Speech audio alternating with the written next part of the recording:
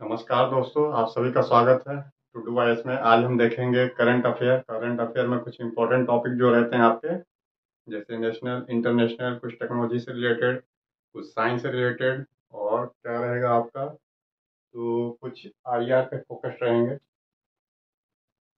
सबसे पहला जो हेडलाइन है आज का बहुत इंपॉर्टेंट है, AQI।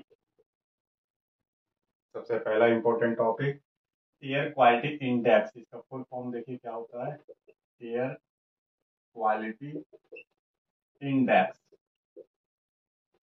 जो अभी दिल्ली एनसीआर है लगातार, मैंने आपको एक बताया एनसीआर किसे बोलते हैं, दिल्ली दिल्ली एनसीआर। और एक साथ है, यहाँ बोलिए हरियाणा, यहाँ पे पंजाब, और इस साइड में आपका उत्तर प्रदेश, ये जो इलाका है। तो यहाँ पे क्या है, लगातार एयर क्वालिटी इंडेक्स वह डिग्रेड होते जा रहा है। तो एयर क्वालिटी इंडेक्स क्या है, एक मापदंड है वायु की गुणवत्ता से रिलेटेड। वायु की क्वालिटी क्या है, गुणवत्ता क्या है, वायु में कौन कौन सी गैसें हैं जो नेचुरल प्राकृतिक तौर से एक वायु का मापदंड होना चाहिए। ऑक्सीजन इतने, कार्बन डाइऑक्साइड इतने, धूल के कण इतने, जल वाष्प। अगर वो सब मापदंड ना हो तो क्या होता है, लगातार वायु की गुणवत्ता अर्थात पोल्यूशन फैलते रहते हैं, तो एयर पोल्यूशन से कहते हैं।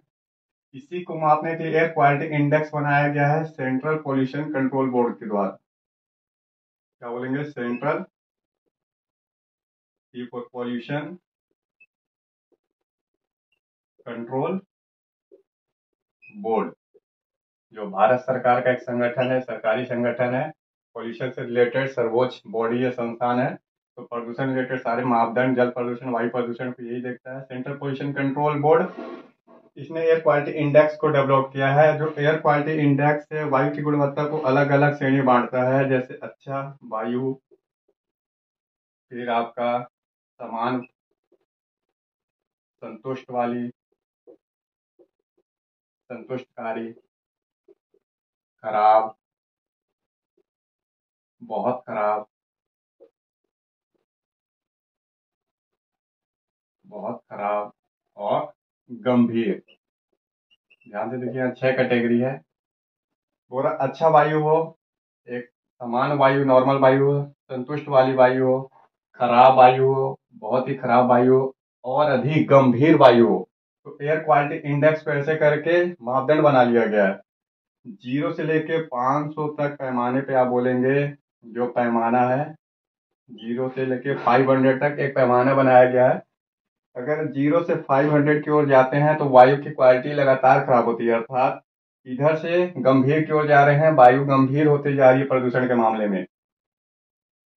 तो दिल्ली और एनसीआर का 427 पे पैमाना पहुंच गया है। पैमाना कैसे, 1 घंटे के अंदर लगातार जैसे 390 से 427 पे एयर क्वालिटी इंडेक्स जो है पहुंच जाते हैं। तो आप देखेंगे एयर क्वालिटी इंडेक्स क्या है, फुल फॉर्म पहले बताइए, किस लिए है, वायु की गुणवत्ता से रिलेटेड है। कौन देखता है, बोलेंगे सेंट्रल पोल्यूशन कंट्रोल बोर्ड, इसकी मॉनिटरिंग करते रहता है लगातार। किस लिए है, तो दिल्ली एनसीआर के लिए भी बोलेंगे, सारे शहर, जितने भी शहर हैं सब जगह एयर क्वालिटी इंडेक्स मॉनिटरिंग करता है। इसके बाद जैसे मुंबई हो मान लीजिए, फिर आपका बेंगलोर हो, चेन्नई हो, बड़े बड़े सिटी, तो सारी जगह क्या बताएंगे, मापदंड कितना है, 0 से लेकर 500 तक पैमाना बनाया गया है। वायु को 6 श्रेणी में काट दिया गया है। स्पष्ट क्लासिफिकेशन है, अच्छा वायु, सामान्य वायु, संतुष्टकारी, खराब, बहुत खराब, और गंभीर। 427 है तो गंभीर श्रेणी में आ रहा है। लगातार कैसे काटेंगे, 0 से 50, 50 से 100, फिर 100 से 200, 200 से 300, ऐसे करके, और 400 के ऊपर जो जाइए गंभीर श्रेणी में आ जाएगा। अब सवाल है, दिल्ली एनसीआर में पोल्यूशन का क्या कारण है, तो इसके पोल्यूशन के कारण मैंने आपको पहले एक बताया था कि सबसे मेजर कारण तो इसमें ठंडी के मौसम में स्टबल बर्निंग है। जो भी कृषि अवशेष होते हैं उनको जलाना है, सबसे मेजर कारण है ठंडी के समय। लेकिन इसके अलावा और क्या क्या कारण है वायु प्रदूषण के, तो यहाँ पे आपको टोटल वायु प्रदूषण को बताना है कि क्या क्या चीज रहते हैं कारण में। तो फर्स्ट नंबर पे बताइए परिवहन सेक्टर। जितने भी कार, ट्रक, बस है, कार है, ट्रक, बस, जो भी डीजल पेट्रोल से चल रही है, धुआं लगातार निकालती है, अनपार्टिकुलेट मैटर्स भी निकालते रहते हैं, बारीक कण निकाल रहे हैं, तो इनसे हो रहा है। फिर बोलेंगे फैक्ट्री, उद्योग धंधे हैं, लगातार चिमनियां काम कर रही है, फैक्ट्री की धुआं निकाल रही है, ईंट के भट्टे हैं। थर्ड नंबर पे कंस्ट्रक्शन बताइए, निर्माण। दिल्ली एनसीआर में बड़ी बड़ी बिल्डिंग हमेशा बनते रहती है, तो क्या है, उसके कारण धूल के कण निकलते रहते हैं, साउंड पोल्यूशन अलग से होता है। तो कंस्ट्रक्शन, परिवहन, उद्योग, और चौथा बताइए जो मेजर है ठंडी के समय, स्टबल बर्निंग। ये सब जगह ऑलमोस्ट बड़ी सिटी में यही प्रॉब्लम है, लेकिन दिल्ली की विशेष रूप से क्या है, दिल्ली जो अपने आसपास के इलाके से जुड़ा है वो एक कृषि बेल्ट है, जैसे पंजाब, हरियाणा, उत्तर प्रदेश। तो यहाँ पे मेजर ये भी कारण है। अब है एयर क्वालिटी इंडेक्स, जो एक्यूएस में गैस कौन कौन से शामिल है। कभी कभी क्वेश्चन ये पूछता है आपसे, इनमें से कौन सी गैस शामिल है और नहीं है। तो सबसे पहले आपको बताना है एयर क्वालिटी इंडेक्स में गैस, जो सतह वाला ओजोन गैस है, O3, तथा धरातल पे जो ओजोन गैस है प्रदूषणकारी है। उन्हें बताइए कार्बन मोनोऑक्साइड, बताइए सल्फर डाइऑक्साइड, नाइट्रोजन डाइऑक्साइड। ठीक है, इसके बाद बताइए PM 2.5, पार्टिकुलेट मैटर 2.5, PM 10। ये कुछ नाम बताना होगा आपको। तो इसमें देखिए कार्बन डाइऑक्साइड नहीं है, यही कभी कभी क्वेश्चन पूछता है कौन सी गैस शामिल नहीं है, कार्बन डाइऑक्साइड शामिल नहीं है आपकी। बाकी कार्बन मोनोऑक्साइड है, सल्फर डाइऑक्साइड, नाइट्रोजन के ऑक्साइड, ऑक्साइड तो है ही है सब में। देखिए लगातार ये ऑक्साइड है चारों गैस, लेकिन कार्बन डाइऑक्साइड नहीं है। पार्टिकुलेट मैटर 2.5 और PM 10, इन दोनों पे देख लेते हैं एक बार कि ये है क्या PM 2.5, PM 10। बाकी वो तो गैस है।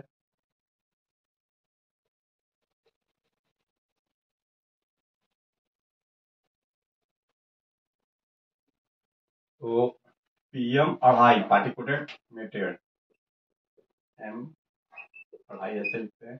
इसका फुल फॉर्म लिखिए, पार्टिकुलेट मैटर। ठीक है, बोल रहा है पार्टिकुलेट मतलब कण, एकदम बारीक सूक्ष्म कण,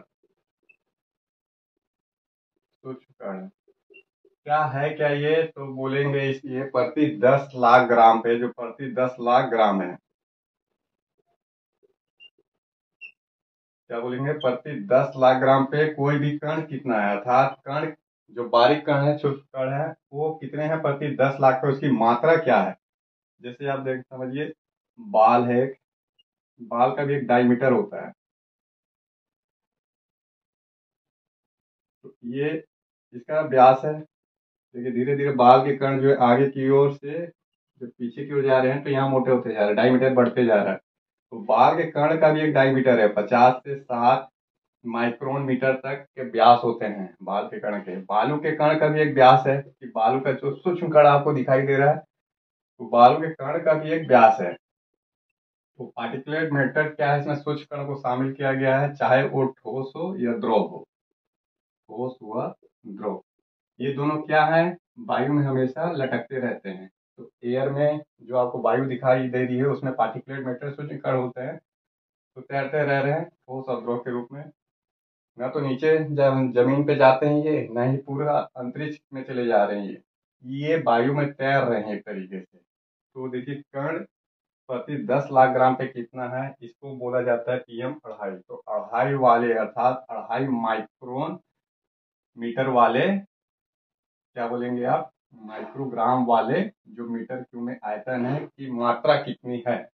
तो 2.5 क्या है, ये व्यास है, माइक्रोन अर्थात 10 लाख जो कण की मात्रा है, उसमें कण कितने हैं PM, तो ये बताना है आपको।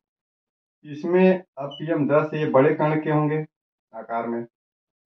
अगर PM में 10 ले लूँ तो ये बड़े आकार है, अर्थात ये 2.5 माइक्रोमीटर का व्यास वाला है, और ये क्या है, माइक्रोमीटर वाला व्यास वाला। तो ये बड़ा कण हुआ और ये छोटा कण हुआ। ये भी प्रति 10 लाख पे, कि 10 लाख पे कणों की मात्रा कितनी है।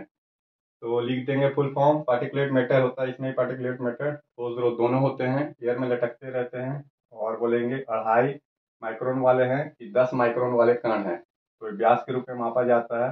अब कुछ भी हो सकता है। देखिए रुई भी है, हवा में तैरते रहता है रुई। फिर धुआं जो निकल रहा है इसमें भी सूक्ष्म कण होते हैं, या धुएं का भी व्यास निकाल लीजिए आप, रुई के कण का व्यास निकाल लीजिए। परागण है, पुष्प के छोटे छोटे कण हैं जिसके परागण कर वो होते हैं परागकण, तो वो भी है। सबका एक ना एक व्यास होता है, वो व्यास 2.5 तक है कि 10 माइक्रोन तक है, डिपेंड करता है कि कण का आकार कितना है। तो आपको ये लिखना होगा, एयर क्वालिटी के बारे में ये लिखना होगा। और सरकार कुछ उपाय भी करती है, जब पॉल्यूशन लगातार बढ़ते हैं तो दिल्ली सरकार ने क्या किया, स्कूल को बंद कर दिया, एयर इमरजेंसी घोषित कर दी, कंस्ट्रक्शन बंद कर दिए हैं अभी कि निर्माण कार्य नहीं होगा। फिर डीजल पेट्रोल वाली गाड़ी जो BS स्टैंडर्ड 3 और 4 की है, पेट्रोल डीजल से चल रही है, उस पर प्रतिबंध लगा दिया। ऐसे करके 4-5 दिन के अंदर में जो एयर क्वालिटी है वो फिर से आपका 400 के अंडर में आ जाएगा, तो कुछ राहत मिलेगा। ये आपका पहला इंपॉर्टेंट क्वेश्चन था। अब दूसरा फिर से नेशनल से रिलेटेड है, ये पोल्यूशन और नेशनल है, ठीक है। आपका सेकंड जो क्वेश्चन है वो चुनाव से रिलेटेड है। इलेक्टोरल बॉन्ड, एक शब्द का नाम आता है चुनावी बॉन्ड। चुनाव बॉन्ड, बॉन्ड क्या, मैंने आपको बताया कि बॉन्ड एक पेपर है, उस पेपर को मैं खरीद रहा हूँ पैसे देके, उसकी एक मेच्योरिटी पीरियड रहेगी, उसके बाद मुझे क्या है उस पर ब्याज मिलेंगे, और मैं जिससे पेपर खरीद रहा हूँ उसे वापस कर दूंगा, मुझे ब्याज के साथ साथ मूलधन वापस करेगा, तो बॉन्ड ही है। लेकिन चुनाव में फंड करने के लिए बॉन्ड अलग से है कि जो राजनीतिक पार्टी है वो कैश नहीं ले सकती, ठीक है। अब राजनीतिक पार्टी कैश मिलेगी, राजनीतिक पार्टी को कैश की जगह बॉन्ड खरीदने होंगे, तो इसे बोलेंगे आप इलेक्टोरल बॉन्ड या चुनावी बॉन्ड। ये चुनावी बॉन्ड कितने कितने रुपए का होगा, आप बोलेंगे 1000 के मल्टीप्लाई में है, 1000 मल्टीप्लाई करते चलिए 100 से, तो 1000 से लेके 1 करोड़ तक के बॉन्ड होते हैं। तो बॉन्ड एक पेपर है। अब किसी को मान लीजिए 1000 रुपया दे के राजनीतिक पार्टी को देना है, बॉन्ड खरीदना है, वो 1000 रुपया देगा और वो बॉन्ड खरीद लेगा। लेकिन ये बॉन्ड देगा कौन, तो बोलेंगे state bank, only state bank देता है, SBI। वो भी इसके सेलेक्ट ब्रांच में स्टेट बैंक है जिसको ऑथराइज किया गया है कि वो चुनावी बॉन्ड बेच सकता है, उस ब्रांच में जाके आप खरीद सकते हैं। और जब राजनीतिक पार्टी चुनाव बॉन्ड जारी कर रही है तो SBI को ऑथराइजेशन दी है कि ये बेचे, इसका काम है बेचना। अब इसमें क्या है, उसकी अवधि कितनी है, 15 दिन की है, अर्थात जारी करने से लेके 15 दिन के अंदर ही खरीदना है। अब जो खरीदार रहता है इसका नाम गोपनीय रहता है कि कौन खरीदा, खरीदार का नाम भी जो है गोपनीय रहना चाहिए, सीक्रेट, प्राइवेसी, किसी को ना बताए, ना तो स्टेट बैंक बताएगा, ना तो सरकार को पता चलना चाहिए, ना तो किसी को पता चले। जो खरीदार है उसका गोपनीय नाम है।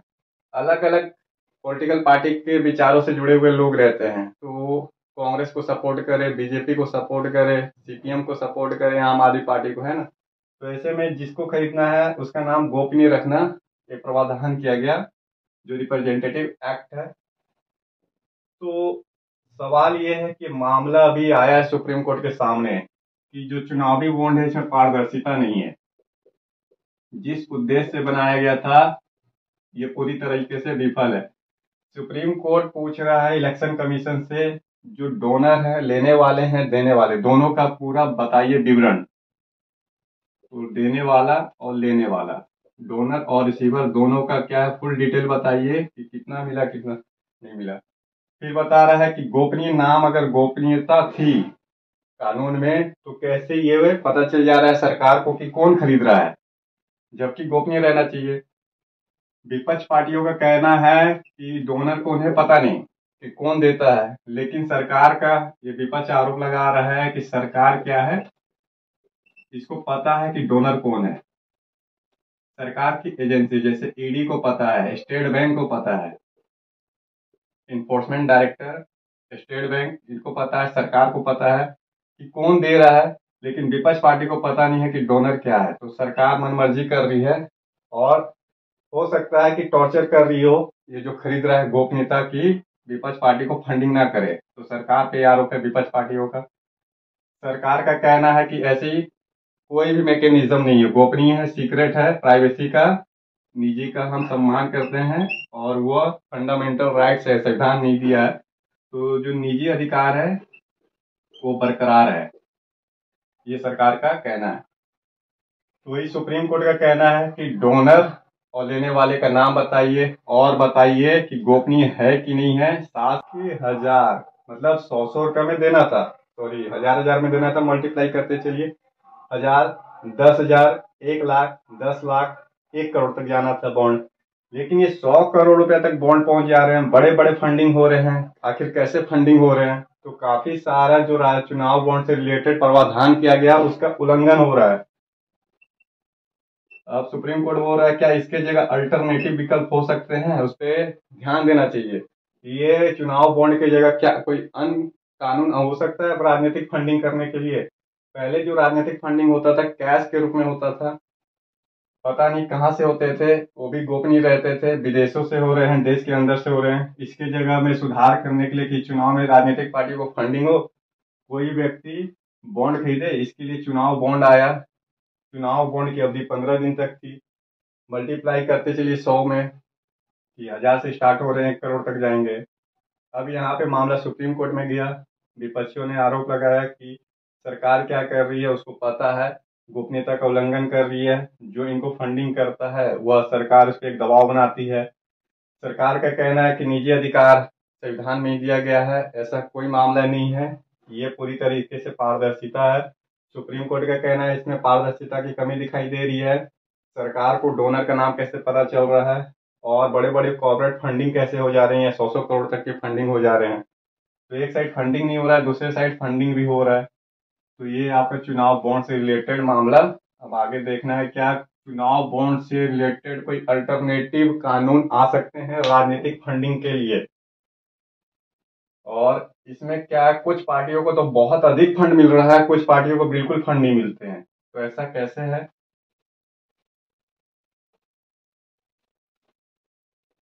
तो दो है आपका इम्पोर्टेंट नेशनल करंट अफेयर से रिलेटेड।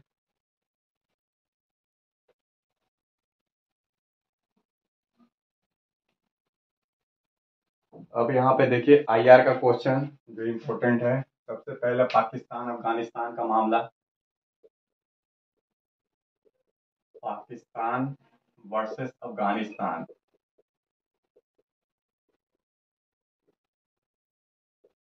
तो जो पाकिस्तान है आपका भारत से टच करता हुआ पड़ोसी, और यहाँ पे क्या है आपका, ये देखिएगा पाकिस्तान का मैप है और ये इंडिया का, ये आपका अफगानिस्तान है। तो पाकिस्तान अफगानिस्तान के बीच में मामला आया है कि पाकिस्तान ने 20 लाख अफगानी को, 20 लाख जो अफगानी मूल के लोग हैं इनको निष्कासित कर रहा है। एक डेडलाइन था 1 नवंबर तक, अर्थात इसी महीने में 1 तारीख तक अफगानिस्तानी के जितने लोग हैं पाकिस्तान से चले जाएं। 20 लाख अफगानी लोगों को खाली करने के लिए बोला है, नहीं तो डिपोर्ट किया जाएगा और जेल में भी डाला जाएगा। तो बोल रहा है जिनके पास डॉक्यूमेंट नहीं है, गैर कानूनी तरीके से पाकिस्तान में रह रहे हैं, गैर कानूनी, बिना कागजात के, दस्तावेज के, किसी भी कंट्री में रहने के लिए एक निवास से संबंधित डॉक्यूमेंट की आवश्यकता होती है और निवास का जो कानून नियम है उसको पूरा पालन करना होता है। तो पाकिस्तान क्या बोल रहा है, 20 लाख अफगानिस्तान के लोग जो है बिना दस्तावेज के रह रहे हैं और गैर कानूनी तरीके से रह रहे हैं, ये खाली कर दे। 1 नवंबर तक का टाइम पीरियड था। धीरे धीरे अफगानिस्तान की ओर मतलब मूव की भी कर रहे हैं, जो अफगानी लोग हैं छोड़ रहे हैं, आज कुछ जत्था भी चला गया था। अब सवाल है पाकिस्तान ऐसा क्यों कर रहा है? मेजर कारण ये नहीं है, मेजर कारण है पाकिस्तान का कहना है अफगानियों के आने के कारण बम विस्फोट की घटना, आतंकवादी घटना, ये अफगानी लोग जो है बम विस्फोट कर रहे हैं पाकिस्तान में, आतंकवादी घटना बहुत बड़ी है पाकिस्तान में, लगातार सीरियल ब्लास्ट हो रहे हैं। तो बम विस्फोट हो रहे हैं, आतंकवाद की घटना हुई है, निर्दोष पाकिस्तानी लोग मारे जा रहे हैं। पाकिस्तान का कहना है जो कि आतंकवाद को प्रमोट करता है, भारत के अंदर टेररिज्म को फैलाने का फुल सपोर्ट इसी पाकिस्तान का है, और ये उल्टा अफगानिस्तान पे आरोप लगा रहा है। अब सवाल था इतने अफगानी लोग कैसे आ गए पाकिस्तान में, यहाँ ये अफगानिस्तान है ये पाकिस्तान है, कैसे आए? तो बताया यहाँ दर्रे हैं, तो खैबर दर्रा बोलन दर्रे से आते हैं, ये हमेशा भारत से ही जुड़ा हुआ है अंदर की ओर। तो क्या है कैसे आ रहे हैं, बोलेंगे तालिबान की सरकार आई। जब से तालिबान की सरकार अफगानिस्तान में रही है, एक आतंकवादी संगठन है तालिबान, इसने अफगानिस्तान पे कब्जा कर लिया है।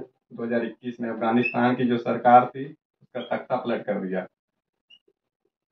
तो अफगानिस्तान की जो चुनी हुई सरकार थी उसका तख्ता पलट करके तालिबान जो आतंकी संगठन है वैश्विक रूप से काफी सारी कंट्री ने प्रतिबंध लगाया है, उसका शासन आया 2021 में। 2021 में आने के बाद इसने अपना तालिबानी शासन अर्थात महिलाओं के प्रति जो क्रूर शासन होता है, कुरान पे आधारित, जो कट्टर टाइप से रहते हैं रूढ़वादिता, उसकी मैं बात कर रहा हूँ, उस पर आधारित शासन स्टार्ट किया चलाना। फलस्वरूप जो अफगानी लोग थे अपना जान और संपत्ति बचाने के लिए अफगानिस्तान की ओर, सॉरी पाकिस्तान की ओर आ रहे थे। तो जान और संपत्ति के लिए इतने सारे अफगानी लोगों ने अफगानिस्तान को छोड़ दिया। बहुत सारे आज भी भारत में रह रहे हैं, साथ साथ अड़ोसी पड़ोसी देशों में जा गए हैं अफगानी, जैसे ईरान में चले गए, सेंट्रल एशिया में चले गए। तो तालिबान का जो आतंकवादी कृत्य है, घटना है, इससे जान बचाने के लिए अफगानी लोग भाग रहे हैं, विशेष रूप से महिला और बच्चे। और ऐसे में पाकिस्तान के द्वारा ये हरकत अफगानियों को एक तरीके से टॉर्चर करेगा। जब अफगानी वापस अफगानिस्तान जाएंगे तो फिर से तालिबान के शासन में आ जाएंगे, फिर से दोनों साइड से इनको खतरा है, सिर्फ एक साइड से ही नहीं, दोनों साइड से इनको खतरा है। अब इसमें क्या है, तालिबान ने सीधा सीधा पाकिस्तान को चेतावनी दिया है कि इस तरीके की हरकत बंद करे पाकिस्तान। तालिबान सरकार का कहना है, पुनः यूनाइटेड नेशन एजेंसी है और यूनाइटेड नेशन संयुक्त राष्ट्र ये भी लगातार आलोचना कर रहा है कि पाकिस्तान ऐसा नहीं कर सकता, गैर कानूनी है, एक संप्रभु राष्ट्र के नागरिकों के साथ ऐसा बिल्कुल नहीं कर सकता, यूनाइटेड नेशन का कहना है, तालिबान सरकार का। फिर मानव अधिकार संगठन भी है, इन्होंने भी घोर आलोचना किया है, मानव अधिकार संगठन पाकिस्तान के। अब सवाल है, पाकिस्तान क्या 20 लाख अफगानी को बोझ समझता है? क्या इसकी इकोनॉमिक्स पे ये बोझ है? ठीक है, तो ये पाकिस्तान की इकोनॉमिक्स तो पहले से डाउन है, ऊपर से 20 लाख अफगानी को शरण देना और उनको पालना पोषना इनके ऊपर और क्या है, एक तरीके से बोझ है। तो अभी देखना है कि इनका भविष्य क्या है, आगे क्या होता है। क्या तालिबान लगातार अटैक करेगा पाकिस्तान के ऊपर? क्या बम विस्फोट आतंकवाद की घटना फिर से बढ़ेगी? क्या तालिबान के साथ पाकिस्तान का सीधा संघर्ष होगा? ये तो बिल्कुल होगा ही, फिर भी इसको बनाए रखना है नजर में। आपसे क्वेश्चन पूछेगा कि मास लेवल पे माइग्रेशन किन कंट्रियों का हुआ है, तो मास लेवल 20 लाख का माइग्रेशन एक बहुत बड़ा मुद्दा है। किसी भी क्षेत्र में अगर 20 लाख लोग चले जाए तो उसका पूरा डेमोग्राफी चेंज हो जाता है। अब यहाँ पे चीन से रिलेटेड एक मुद्दा है, चीन, और इससे रिलेटेड आप 3-4 क्वेश्चन भी है। तो देखिए चीन की जनसंख्या अभी करंट में 1.41 अरब है। क्या बोलेंगे, 1 अरब 41 करोड़, ये अरब में 1 करोड़ में,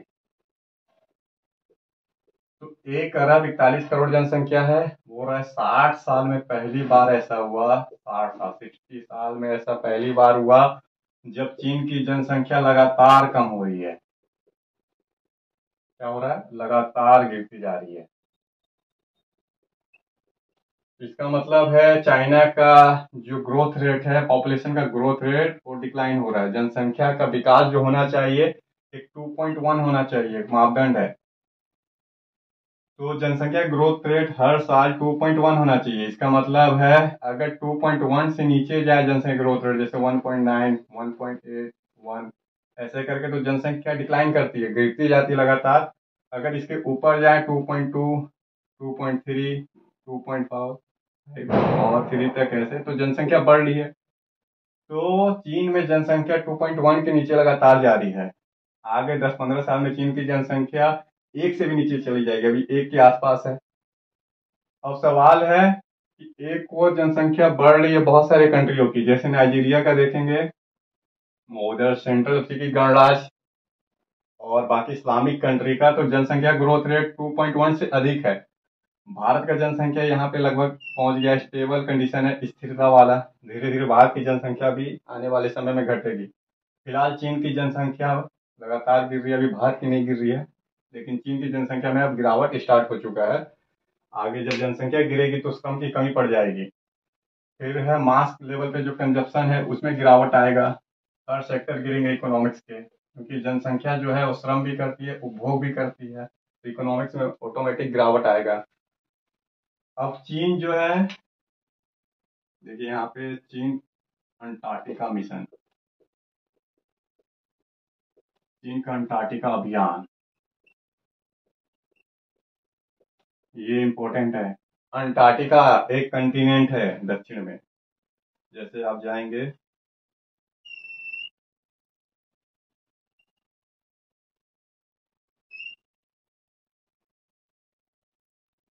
पुनः, ये साउथ अफ्रीका कंटिनेंट है।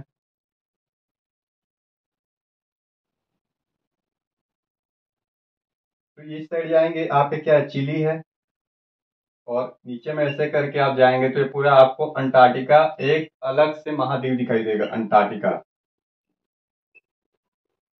तो अंटार्कटिका महाद्वीप है। कुछ विशेष खूबियत है इस अंटार्कटिका महाद्वीप की। सबसे पहले बोलेंगे बर्फ से जमा हुआ है, 2-2 किलोमीटर तक सिर्फ बर्फ दिखाई देंगे, 2 किलोमीटर तक पूरा बर्फ से ही ढका हुआ है। जनसंख्या जीरो है, जनसंख्या बिल्कुल नहीं है, जीरो है। तो पूरा महाद्वीप है लेकिन इस पे कोई भी कंट्री नहीं है। बोलेंगे जनसंख्या क्या है, जीरो है।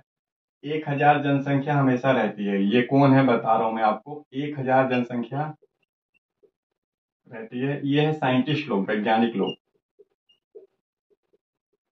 वैज्ञानिक लोग वहां निवास करते हैं। हर कंट्री के वैज्ञानिक अपना अपना एक बेस स्टेशन खोल के रखे हैं। जैसे भारत मान लीजिए यहाँ गंगोत्री खोल के रखा है, फिर मैत्री स्टेशन है, और China, Brazil, Britain, Germany, America, रूस, सारे ने अपने यहाँ स्टेशन खोले हैं और वैज्ञानिकों को बेस स्टेशन में ठहराया। तो इसे ही बोलेंगे वैज्ञानिक लोग रहते हैं 1,000, लेकिन वो कंट्री के हैं, वो तो पार्टिकुलर। अंटार्कटिका की अपनी कोई जनसंख्या नहीं, ना ही इस कंटिनेंट में कोई कंट्री है। ये कंटिनेंट सबका है। अंटार्कटिका से रिलेटेड एक समझौता है कि अंटार्कटिका जो रहेगा ओपन कंटिनेंट है, ओपन कंटिनेंट, खुला कंटिनेंट है, अर्थात खुला महाद्वीप है। ये सारे कंट्री पे, मतलब सारे कंट्री इस पे अपना दावा कर सकते हैं, लेकिन कब्जा नहीं कर सकते। ओनली साइंटिफिक रिसर्च, वैज्ञानिक काम कर सकते हैं। ठीक है, तो सभी के लिए है। तो वही वैज्ञानिक लोग रहते हैं, रिसर्च करते रहते हैं बेस स्टेशन पे। किस बारे में रिसर्च करते हैं, तो ह्यूमन एवोल्यूशन से लेके क्लाइमेट चेंज, पर्यावरण, बोलेंगे क्या क्या साइंटिफिक काम होते हैं पर्यावरण से रिलेटेड। अनुसंधान, जलवायु परिवर्तन, मानव विकास, मानव विकास। देखिए अंटार्कटिका का क्लाइमेट क्या, पूरा ठंडा बर्फीला इलाका है। एक समय पूरा महाद्वीप का इसी तरीके से बर्फीला वाला क्लाइमेट था। तो जो अंटार्कटिका क्या आज बर्फीला वाला इलाका है, तो अंटार्कटिका पूरा का पूरा है जो वायुमंडल परिसंचरण है उसको प्रभावित करता है, साथ साथ में पर्यावरण को भी प्रभावित करता है। यहाँ पे किस तरीके के जीव जंतु निवास कर रहे हैं ठंडा में, बसावट कैसा है, लगातार रिसर्च इस पे जारी है। मानव का विकास किस परिस्थिति में हुआ, इसके लिए भी अंटार्कटिका क्या है, एक महत्वपूर्ण वैज्ञानिक सेंटर है। तो वैज्ञानिक लोग वहां रह रहे हैं। अब चीन ने क्या किया है, अंटार्कटिका अभियान 5वां अपना बेस स्टेशन स्थापित कर रहा है। बोलेंगे चीन जो है अपना 5वां स्टेशन अंटार्कटिका में स्थापित किया है। अब चाइना क्या है, पहले से 4 स्टेशन स्थापित कर चुका है। चाइना 1985 से स्टार्ट किया है अपना अंटार्कटिका अभियान। क्या बोलेंगे, अंटार्कटिका अभियान चाइना ने 1985 से स्टार्ट किया, और 5 स्टेशन स्थापित करने वाला है, 4 तो पहले से स्थापित है। इसके लिए इसने आइस ब्रेकर, पहले 2 आइस ब्रेकर भेजे, इसके साथ में कार्गो भेजे, क्योंकि पूरा बर्फ से ढका हुआ है। इसके चारों साइड भी क्या है, दक्षिण महासागर है, बर्फ से जमा हुआ है। तो बर्फ को काटने के लिए इसे बोलते हैं, मशीन है जहाज वाली मशीन, आइस आइस ब्रेकर। तो जहाज है, उस जहाज पे कटर रहते हैं जो बर्फ को काटते रहते हैं। अब 2 बर्फ को काटेंगे और बीच में इसके चलेगी कार्गो जहाज, जिसमें लोग होंगे, सामान होंगे, ताकि वहां पे इस्टेब्लिशमेंट किया जाए। तो 450 या 460 लोगों को भेजा है कार्गो जहाज में। इस तरीके से 460 लोगों का एक ग्रुप दल जा रहा है। अब वहां पे चाइना का कहना है, हम पर्यावरण, जलवायु, मानव विकास से रिलेटेड अनुसंधान करेंगे। लेकिन अमेरिका का क्या कहना है, यूएस का, तो उसको भी देख लीजिए। अमेरिका का आरोप है और पश्चिम कंट्री का, चाइना वैज्ञानिक अनुसंधान के नाम पे ये क्या है, स्पियोनेज अर्थात जासूसी करेगा।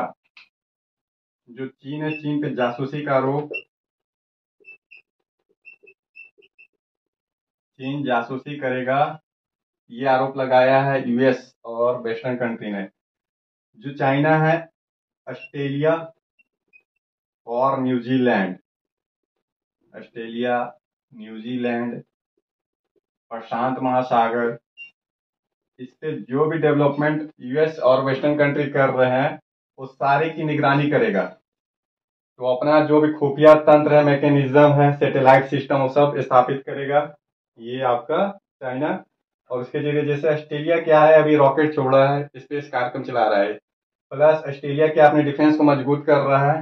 नए नए ब्लास्टिक मिसाइल इसको मिल रहे हैं, अमेरिका से पनडुब्बी मिल रहे हैं। इसी तरीके से न्यूजीलैंड, ऑस्ट्रेलिया एक ग्रुप में है अमेरिका के नेतृत्व में।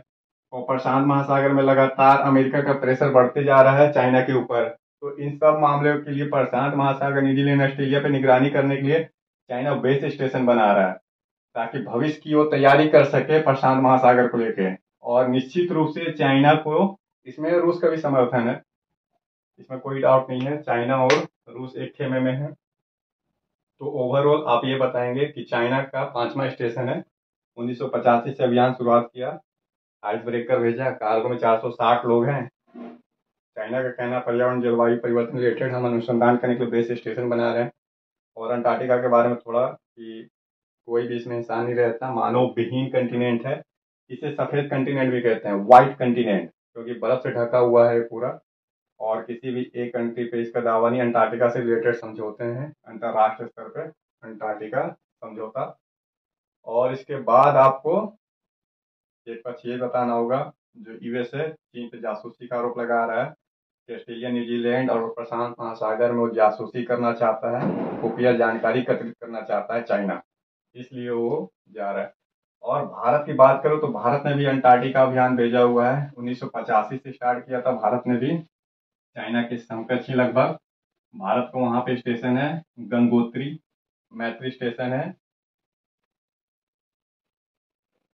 और देखिए, अंटार्कटिका में जब भी तूफान चलते हैं, बर्फ वाला तूफान, ये चक्रवात बनते हैं, बर्फीला शीतोष्ण कटिबंध चक्रवात, तो जितने बेस स्टेशन है, अगर वो पूरी तरीके से सुरक्षित ना बने तो सब ढह जाते हैं। भारत के काफी सारे जो बेस स्टेशन है, चक्रवाती तूफान में बर्बाद हो गए थे। शीतोष्ण कटिबंध चक्रवात होता है, वहां पे बर्फ में दब जाते हैं।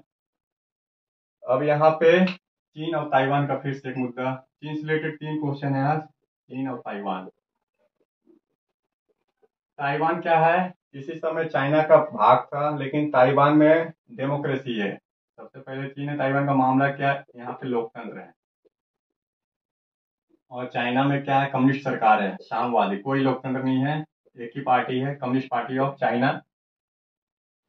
चीन ताइवान को अपने अंडर में लेना चाहता है। चाइना का कहना है कि ताइवान जो है हमारा एक स्टेट है और इस पे संप्रभुता हमारा है। चाइना की 1 स्टेट पॉलिसी है, याद रखिए, 1 स्टेट पॉलिसी। किस कंट्री का है, बोलेंगे 1 स्टेट पॉलिसी चीन का है। तो चीन जो है चाइना को भी अपना मानता है, प्लस तिब्बत को भी। तो काफी सारे कंट्री जो है ताइवान को एक स्वतंत्र देश नहीं मानते, और इसके साथ में फुल डिप्लोमेटिक, मतलब फुल, जो एक राष्ट्र और दूसरे राष्ट्र के बीच इसके फुल डिप्लोमेटिक तंत्र स्थापित होते हैं, जैसे दूतावास, वाणिज्य व्यापार, लोगों का आना जाना, वीजा पासपोर्ट जारी करना, इस तरीके की कोई प्रक्रिया फुल लेवल पे नहीं चलती, इसे डिप्लोमेसी लेवल बोलते हैं। राष्ट्रपति प्रधानमंत्री का स्वागत करना। तो ताइवान जो है इसको काफी सारे कंट्री मान्यता नहीं देते और फुल डिप्लोमेटिक रिलेशन नहीं बनाते, क्योंकि अगर फुल डिप्लोमेटिक रिलेशन ताइवान के साथ बनाते हैं तो चाइना की वन पॉलिसी नीति का उल्लंघन है। चाइना उसे अपना शत्रु मानता है फिर, तो मजबूरन अमेरिका तक को भी वन स्टेट पॉलिसी का सम्मान करना पड़ता है, और ताइवान के साथ फुल डिप्लोमेटिक रिलेशन बनाने से अमेरिका, भारत जैसे राष्ट्र बचते हैं। अब यहाँ पे चीन ताइवान का लगातार मामला गरमाया रहता है। ताइवान हमेशा स्वतंत्रता बनाए रखना चाहता है, ये नहीं चाहता है कि चीन के अंडर में आए। अब क्या है, ताइवान का समर्थन अमेरिका करता है लोकतंत्र का, और चीन का समर्थन फिर से रूस जैसे, ईरान जैसे कंट्री करते हैं। अब क्या किया चीन, लगातार देखिए ताइवान स्टेट है जो ताइवान और चीन को अलग करता है, ताइवान जल संधि। तो ताइवान जल संधि में चाइना जहाज भेजते रहता है, कल 7 जहाज भेजे इसने, और साथ साथ में फाइटर जेट भेजे हैं वायुसेना का। तो लगातार ताइवान को धमकी देते रहता है, डराते रहता है, धमकाते रहता है। बोलता है ताइवान, सॉरी, चाइना का कहना है कि 24 घंटे के अंदर ताइवान को अपने अंडर ले लेंगे। इधर ताइवान भी लगातार क्या है, अपने डिफेंस को मजबूत कर रहा है। तो इसमें मदद कौन कर रहा है ताइवान का? अमेरिका कर रहा है डिफेंस को मजबूत करने में। साथ साथ ब्रिटेन, जर्मनी, फ्रांस, जापान जैसे कंट्री ताइवान को मजबूत कर रहे हैं। ताइवान को अगर देखिए, सबसे बड़ा चीज, अगर ताइवान को चीन अपने अंडर में ले लेता है तो क्या होगा? मान लीजिए ताइवान जो है चाइना के अंडर में आ जाए तो इसका वर्ल्ड लेवल पे क्या प्रभाव पड़ेगा? वर्ल्ड लेवल पे सबसे प्रभाव पड़ेगा सेमीकंडक्टर इंडस्ट्री पे। सेमीकंडक्टर जो इंडस्ट्री है, आज डिजिटल चीज का जान है, क्या बोलेंगे? जो डिजिटल इक्विपमेंट जितने भी आपको दिखाई दे रहे हैं, टीवी, कंप्यूटर, लैपटॉप, मोबाइल, अन्य भी बहुत सारे डिजिटल उपकरण हैं। ठीक है, आप जाएंगे मेडिकल में तो मेडिकल लाइन में अलग से ब्लड प्रेशर चेक करने के लिए, लीवर कैंसर डिटेक्शन मशीन, सारे डिजिटल हो चुके हैं। तो सेमीकंडक्टर से ही चलते हैं। सेमीकंडक्टर जो डिजिटल इक्विपमेंट उपकरण है, इसकी आत्मा है। और वर्ल्ड का 70% सेमीकंडक्टर क्या है? ताइवान बनाता है। बोलेंगे वर्ल्ड का 70% सेमीकंडक्टर ताइवान सेमीकंडक्टर इंडस्ट्री बनाती है, इसकी अकेली फैक्ट्री। लगभग हर घर में वहां सेमीकंडक्टर बनते हैं ताइवान के। अगर इस पे कब्जा कर ले तो पूरा सेमीकंडक्टर का बाजार, ग्लोबल बाजार जो 70% है, चीन के अंडर में आ जाएगा। रिजल्ट ये रहेगा, भारत, जापान, अमेरिका जैसी कंट्री बहुत बुरी तरीके से सेमीकंडक्टर से वंचित रह जाएगी, प्रभावित हो जाएगी। उनका पूरा का पूरा डिजिटल बाजार जो सबसे बड़ा बाजार है आज के डेट में, ध्वस्त हो जाएगा। ठीक है, आप जो फेसबुक चला रहे हैं, गूगल चला रहे हैं, किसके जरिए चला रहे हैं? मोबाइल के जरिए। जब सेमीकंडक्टर चिप ही नहीं रहेंगे तो आप चला नहीं सकते मोबाइल। और ये चीन की दया दृष्टि पर फिर निर्भर रहना पड़ेगा आपको, मुझे, या किसी भी कंट्री को, कि चीन सप्लाई करेगा तो सेमीकंडक्टर मिलेंगे, अदरवाइज नहीं मिलेंगे। ये सबसे बड़ा मामला है। यहाँ पे एक टेक्नोलॉजी से रिलेटेड, साइंस से रिलेटेड देखते हैं हम लोग क्वेश्चन।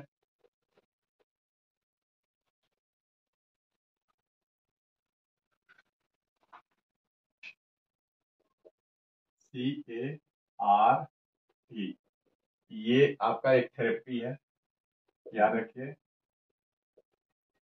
थेरेपी, थेरेपी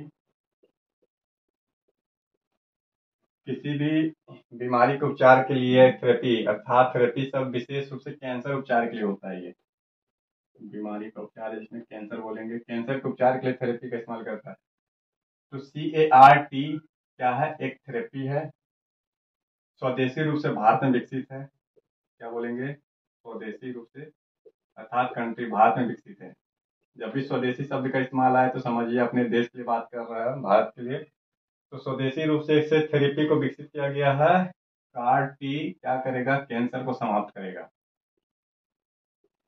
ये अब है क्या? C4 कैंसर है, C4 थेरेपी है। ट्रिपोथेरेपी और टी सेल। देखिए ध्यान से, टी सेल सबसे पहले। टी सेल क्या है? सेल मतलब कोशिका होती है, टी कोशिका नाम ही है इसका, टी कोशिका। टी कोशिका एक प्रतिरक्षा कोशिका है, हमारे शरीर में पैदा होता है प्रतिरक्षा कोशिका। हमारा शरीर क्या करता है? एंटीबॉडीज का निर्माण करता है। जो बाहर से जो भी बैक्टीरिया धूल उल के कण आ जाए तो हमारा शरीर ऑटोमेटिक एक डिफेंस प्रणाली विकसित कर लेता है। इसमें प्रतिरक्षा कोशिका होती है। ये प्रतिरक्षा कोशिका, जैसे टी कोशिका एक प्रतिरक्षा कोशिका बोलेंगे, ठीक है। अब बाहर से कोई भी अगर मान लेते हैं कि कैंसर की कोशिका आ जाए, कैंसर सेल आ जाए, तो टी कोशिका इस कैंसर सेल को चारों साइड से घेर के धीरे धीरे इस पे अटैक करती है और इसका भक्षण कर जाती है, इसे समाप्त करती है। इसीलिए प्रतिरक्षा कोशिका है। तो प्रतिरक्षा कोशिका अर्थात डिफेंस कोशिका जो हमारे शरीर को बाहरी किसी भी कारक से बचाए, चाहे वो धूल का कण हो या चोट लग जाए या फिर कैंसर की कोशिका हो, चारों साइड से इस पे अटैक करती है और हमारे शरीर को सुरक्षा प्रदान करती है। कभी देखेंगे जो चोट लग जाता है तो धीरे धीरे जख्म क्या अपने आप भर जाते हैं, वो प्रतिरक्षा कोशिका के कारण होती है। तो टी कोशिका तो विशेष रूप से एंटीबॉडीज को एक्टिव करती है। अब इसी टी कोशिका में मॉडिफाई कर दिया जाए, अगर टी कोशिका का जो जीन है, हर कोशिका में जीन होते हैं, अगर जीन में मॉडिफाई कर दिया जाए जेनेटिक साइंस का इस्तेमाल करके, जेनेटिक एक साइंस है तो अनुवंशिकी विज्ञान बोलेंगे आप, जेनेटिक साइंस। अगर जेनेटिक साइंस का इस्तेमाल करके जो टी कोशिका है, टी कोशिका के जीन में बदलाव किया जाए और उसे कैंसर की कोशिका पे ज्यादा आक्रामक रूप से कार्य करने के लिए बदल दिया जाए, अर्थात उसे सुपर चार्ज कर दिया जाए। सुपर चार्ज की तेजी से कैंसर की कोशिका, जैसे ल्यूकेमिया, लिम्फोमास, क्या बोलेंगे, ल्यूकेमिया कैंसर का टाइप है, ल्यूकेमिया और लिम्फोमास, ये दोनों कोशिका है, सॉरी दोनों कैंसर के प्रकार हैं, लिम्फोमास।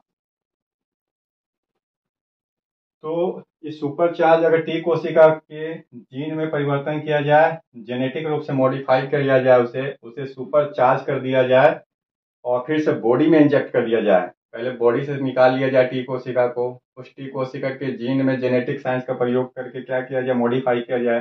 अब वो सुपर चार्ज हो जाए, फिर से हमारे शरीर में डाल दिया जाए और उसमें ऐसा बदलाव किया जाए कि वो ल्यूकेमिया, लिम्फोमोनास जो कैंसर के प्रकार है, इस पे चारों साइड से अटैक करके इसको समाप्त कर दे। तो ये पूरा कंसेप्ट है CAR-T का, थेरेपी का। तो ये थेरेपी क्या बोलेंगे, कैंसर के उपचार में इस्तेमाल होता है, स्वदेशी रूप से भारत में विकसित है।